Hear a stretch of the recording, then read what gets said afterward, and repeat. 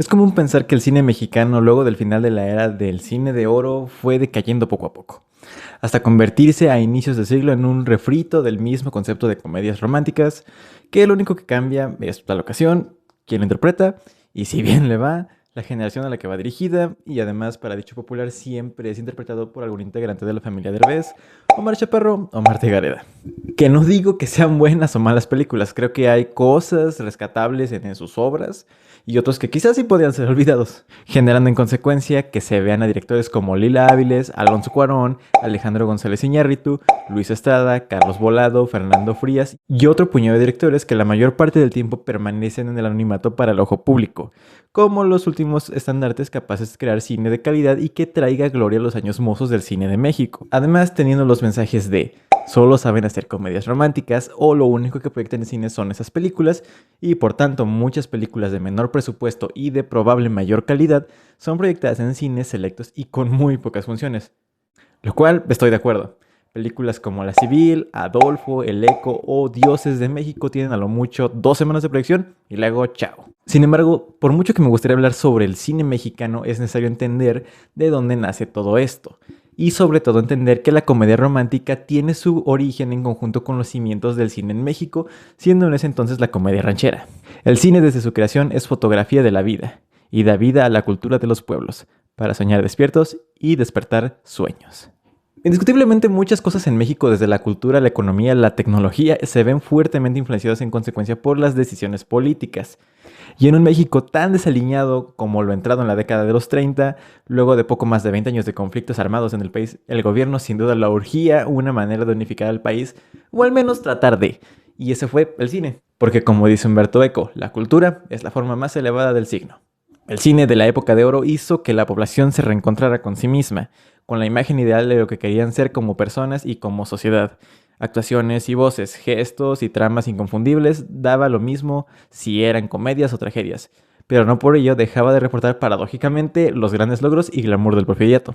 En ese sentido, el cine en México reinventa el pasado y proyecta un futuro fundado en el estímulo del nacionalismo, tanto como sentimiento como ideología, y ratifica los valores de la época. Asimismo, el cine deja de ser tan documental al convertirse en un cine de conciencia social, que expresa las duras condiciones de la vida del campo antes de que la revolución y luego, bucólicamente idealizadas en las historias de pueblos, ranchos y haciendas, pero siendo un cine que muestra muy pronto las secuelas inmediatas del urbanismo.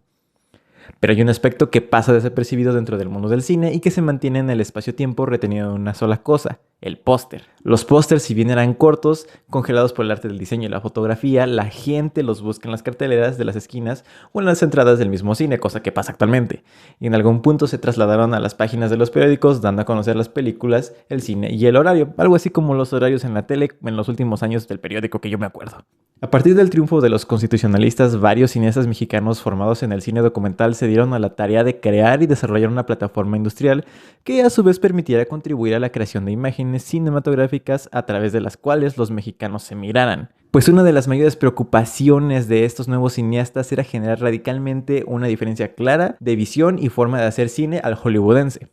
Por ejemplo, Emilio García Rivera en su estudio México visto por el cine extranjero del volumen 1 de 1984 a 1940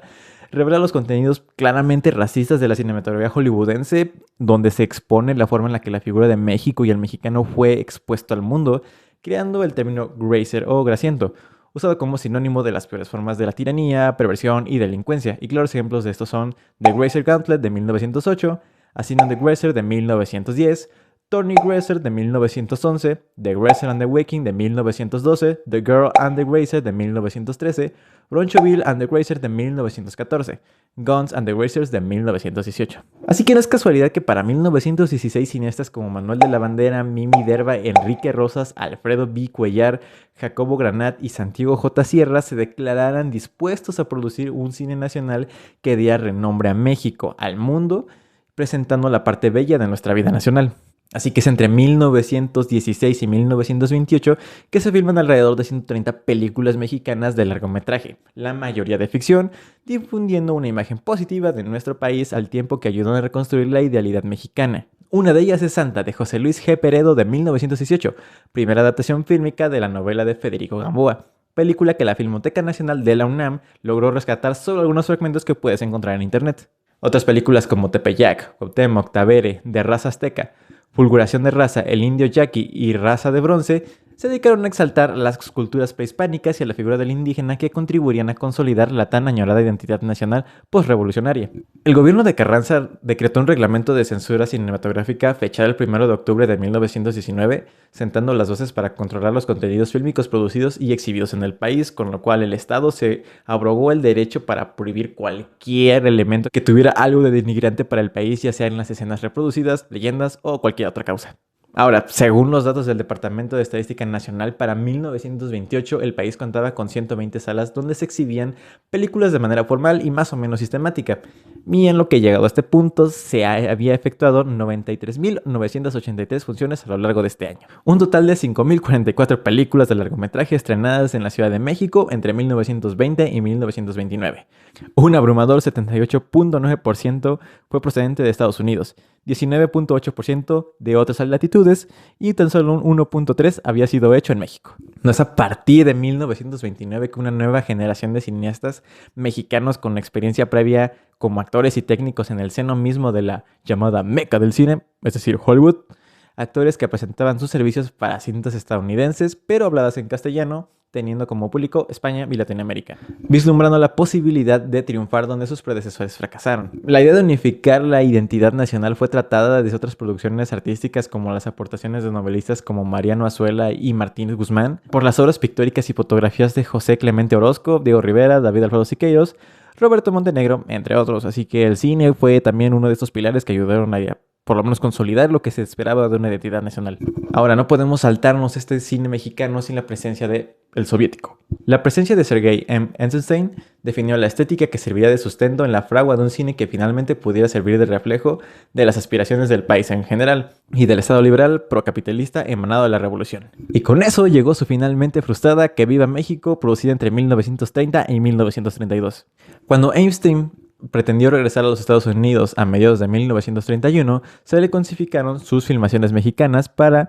desavenencias con su productor, el periodista Upton Sinclair, y los estudios de Hollywood. Esos materiales después fueron entregados al director Saul Lesser, que realizará la fallida producción titulada Tormenta sobre México de 1933. Películas como Abismos o Naufragios de la vida de Salvador Pruneda de 1930, Más fuerte que el deber de 1931 de Rafael Sevilla y Contrabando de 1931 de Alberto Méndez Bernal, la segunda versión de Santa de 1931 de Antonio Moreno,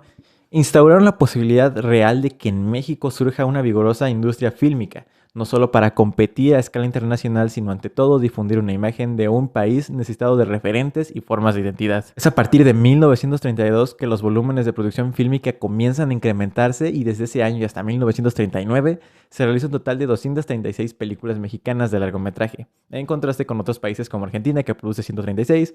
España alrededor de 139 y Brasil de 96. De 1930 a 1939 se estrena en la Ciudad de México un total de 3.141 películas de largometraje, siendo un 79% estadounidenses, 14.5% provienen de otras nacionalidades y el restante 6.5% habían sido hechas en el territorio nacional.